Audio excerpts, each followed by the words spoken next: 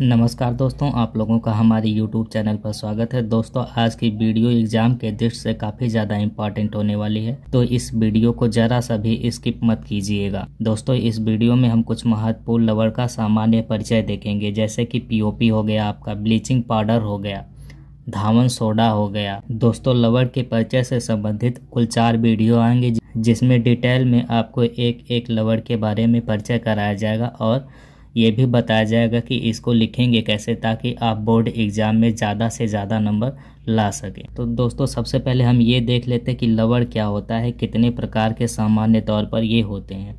तो दोस्तों, जैसे कि मैंने यहाँ पर लिख दिया है कि अम्ल और क्षार की परस्पर क्रिया से बनने वाला पदार्थ जल के अतिरिक्त लवण कहलाता है। एग्जाम्पल के रूप में जैसे यहाँ पर एक अम्ल लिखा गया है HCl और यहाँ पर एक क्षार लिखा गया है, और अम्ल और क्षार परस्पर क्रिया कर रही हैं, तो जल के अतिरिक्त ये जो पदार्थ बन रहा है इसी को हम लवण कहते हैं। दोस्तों, सबसे पहले आपको अम्ल और क्षार पहचानने आना चाहिए। अम्ल में हमेशा क्या रहता है, H रहता है, और क्षार में हमेशा पीछे की तरफ OH लगा रहता है। और ये दोनों जब आपस में रिएक्ट करते हैं, क्रिया करते हैं, तो जल के अतिरिक्त जो पदार्थ बनता है उसी को क्या कहते हैं, लवण कहते हैं। अब ये लवण कई प्रकार के होते हैं, जैसे कि यहाँ पर पॉइंट नंबर 2 में आपको बताया गया है कि जब प्रबल अम्ल तथा प्रबल क्षार। अब दोस्तों, प्रबल अम्ल क्या होता है और प्रबल क्षार क्या होता है, जैसे ये HCl हाइड्रोक्लोरिक अम्ल कहते हैं, ये एक प्रकार का प्रबल अम्ल है। उसी तरह H2SO4 HNO3 ये सब क्या है, प्रबल अम्ल हैं। और प्रबल क्षार क्या होता है, जैसे ये sodium hydroxide, potassium hydroxide, lithium hydroxide, ये सब क्या होते हैं, प्रबल क्षार होते हैं। तो दूसरे पॉइंट में बोला गया कि जब प्रबल अम्ल तथा प्रबल क्षार से मिलकर बनने वाला लवण उदासीन होता है, यानी जब प्रबल अम्ल और प्रबल क्षार आपस में क्रिया करते हैं तो जो लवण बनेगा वो क्या होता है, उदासीन होता है, और उसका pH मान कितना होता है, 7 होता है। इस चीज़ को आपको ध्यान में रखना है, यहाँ से MCQ टाइप का क्वेश्चन भी बन सकता है। और यहीं पे सेकंड पॉइंट लिखा है कि प्रबल अम्ल तथा दुर्बल क्षार से मिलकर बनने वाला लवण अम्लीय होता है, यानी जब प्रबल अम्ल और दुर्बल क्षार को आपस में मिलाएंगे तो जो लवण बनेगा उसका स्वाद कैसा रहेगा, अम्लीय रहेगा, और pH मान कितना होगा, 7 से कम होगा।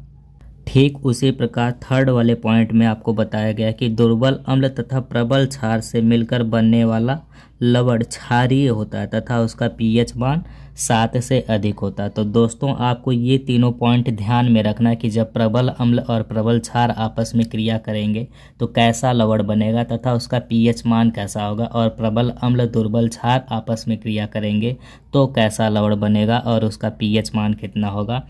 उसी तरह जब दुर्बल अम्ल और प्रबल क्षार आपस में क्रिया करते हैं तो कैसा लवण बनता है और उसका pH मान कितना होता है। दोस्तों, ये तीनों पॉइंट काफ़ी ज़्यादा इम्पॉर्टेंट है। यहाँ से आपको बहुविकल्पी टाइप एक ना एक प्रश्न अक्सर देखने को मिल ही जाता है। तो दोस्तों, लवण के सामान्य परिचय के क्रम में हमने पहला लवण ले रखा है प्लास्टर ऑफ पेरिस, जिसको हम POP कहते हैं, जिसका सूत्र क्या होता है, कैल्शियम सल्फेट, और 1/2 को हम पढ़ते हैं हेमी या सेमी, और H2O को हाइड्रेट पढ़ते हैं। तो इसका पूरा नाम हो जाएगा कैल्शियम सल्फेट हेमी या सेमी हाइड्रेट, जिसका एक सूत्र ये भी होता है, सेम दोनों सूत्र सेम ही है, बस इसमें 2 का गुणा कर दिया गया आगे, तो यहाँ पे 2 आ गया, और यहाँ 2 का गुणा होगा तो 2 से कट के ये सूत्र बन जाएगा। दोस्तों, ये सूत्र आपको याद रख लेना है, काफ़ी ज़्यादा इम्पॉर्टेंट है। और उसके बाद इसका रासायनिक नाम, दोस्तों एग्ज़ाम में लिखने का क्रम भी यही होगा ताकि आप अच्छा से अच्छा नंबर ला सकें। रासायनिक नाम, उसके बाद दूसरी हेडिंग होगी, उसमें रासायनिक नाम लिख देना होगा, कैल्शियम सल्फेट सेमी या हेमी हाइड्रेट लिखना होगा। अब उसके बाद फिर तीसरी वाली हेडिंग होगी POP बनाने की विधि। तो POP कैसे बनता है यहाँ पर मैंने डिटेल में लिख दिया है, इसी तरह आपको एग्ज़ाम में भी लिखना होगा।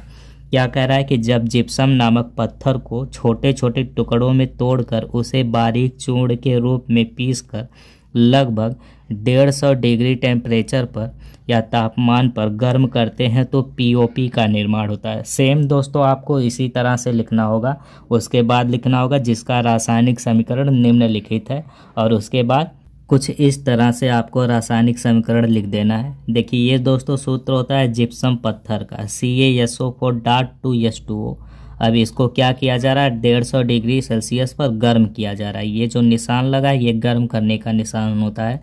तो जब किसी भी चीज़ को गर्म किया जाता है तो जाहिर सी बात है उसमें से जल क्या होंगे, निकल जाएंगे। इसमें देखिए जल के 2 कण थे, अब क्या हो गया, इसमें से आपका ये इतना कण निकल गया तो बचा जल कितना, आधा कण बचा, यानी 1.5 कण जल का क्या हो गया है, निकल गया है। और यहाँ पर ये जो सूत्र आपको प्राप्त हुआ है ये पीओपी का सूत्र हो गया। या इसी को हम दूसरे तरीके से लिख सकते हैं, आप यहाँ ऊपर वाले में 2 का गुणा कर दीजिए। जब यहाँ 2 का गुणा करेंगे तो वो 2 यहाँ आ जाएगा और यहाँ पे 2 का गुणा करेंगे तो 4 हो जाएगा। अब 150 डिग्री सेल्सियस तापमान पर गर्म किया जा रहा है। तो अब यहाँ से क्या होगा, गर्म किया जाएगा तो पानी के कण 3 कण निकल गए। पानी का कितना कण बचा, 1 कण बचा, और ये आपका आगे कैल्शियम सल्फेट हो गया। तो ये जो सूत्र है ये पीओपी का सूत्र हो गया। आपको ये समीकरण लिखना ही लिखना है ताकि आपको अच्छा नंबर मिले। इसके बाद अगली हेडिंग हमारी रहेगी गुण, यानी पीओपी के गुण। अब पीओपी के 2 गुण होंगे, भौतिक गुण और रासायनिक गुण। तो दोनों मैंने एक ही में आपको बता दिया है। जैसे पहला पॉइंट आप इसमें लिखेंगे कि यह सफ़ेद रंग का चूर्ण होता है, और उसके बाद दूसरा पॉइंट आप डालेंगे जल से क्रिया, यानी पीओपी जब जल से क्रिया करता है तो क्या बनता है। यहाँ पर मैंने लिख दिया कि जब पीओपी में जल डाला जाता है तो यह डाले गए जल को अवशोषित करके जिप्सम पत्थर में बदल जाता है तथा साथ ही साथ तीव्र ऊष्मा भी उत्पन्न होती है। यानी कहने का मतलब है पीओपी किससे बना था, जिप्सम नामक पत्थर से बना था। और जब पीओपी में जल डाला जाता है तो पुनः यह जिप्सम नामक पत्थर में क्या हो जाता है, बदल जाता है। और जब जल डाला जाता है तो उसी के दौरान क्या उत्पन्न होती है, तीव्र ऊष्मा उत्पन्न होती है। यानी कि यह एक ऊष्माक्षेपी रिएक्शन है। उसके बाद लिखेंगे जिसका समीकरण निम्नलिखित है, और उसके बाद यहाँ पर मैंने समीकरण दे दिया। ये देखिए पीओपी का सूत्र है और इसमें जल डाला जा रहा है। उसके बाद ये देखिए दोस्तों जिप्सम बन गया और ढेर सारी यहाँ पर क्या उत्पन्न हो रही है, ऊष्मा उत्पन्न हो रही है दोस्तों। उसके बाद आपकी अगली हेडिंग होगी उपयोग। उपयोग में आप इसमें लिखेंगे पॉइंट टू पॉइंट आप लिखेंगे। इसमें लिखा है कि इसके निम्नलिखित उपयोग हैं। पहला पॉइंट लिखेंगे कि दीवारों पर सफ़ेदी लगाने में, यानी पीओपी का इस्तेमाल दीवारों पर सफ़ेदी लगाने के लिए किया जाता है। ये बात तो सभी लोग जानते हैं। उसके बाद सेकंड पॉइंट आप लिखेंगे दीवारों तथा छत में पड़ी दरारों को भरने में, यानी दीवार और छत में जो दरारें आ जाती हैं पीओपी के माध्यम से उसको भरा जा सकता है। थर्ड पॉइंट आपका होगा मूर्तियां बनाने में तथा टूटे हुए मिट्टी के खिलौनों को जोड़ने में। उसी तरह 4 पॉइंट हो जाएगा हड्डियों के टूट जाने पर प्लास्टर चढ़ाने में। यानी दोस्तों जब हमारे हाथ पैर की हड्डियां टूट जाती है तो इसका प्लास्टर के रूप में भी हम क्या करते हैं, इस्तेमाल करते हैं। और भी इसके ढेर सारे उपयोग है, तो आदि लिख करके इसको ऐसे ही छोड़ देंगे। दोस्तों जैसे मैंने आपको यहाँ पर दिखाया, अगर आप सेम इसी तरह लिखेंगे तो आपको निश्चित रूप से एग्ज़ाम में ज़्यादा से ज़्यादा नंबर मिलेगा। दोस्तों इसके बाद जो अगला वर्ड होगा वो होगा धावन सोडा, जिसकी मैं एक अलग से वीडियो बनाऊंगा। तो आज की वीडियो में बस इतना ही। और अगर आपको ये वीडियो इन्फॉर्मेटिव लगा हो, अच्छा लगा हो, तो इस वीडियो को लाइक कर दीजिए और चैनल को भी सब्सक्राइब कर दीजिए ताकि आपको आने वाली हर एक वीडियोज़ का नोटिफिकेशन मिले। जय हिंद, जय भारत।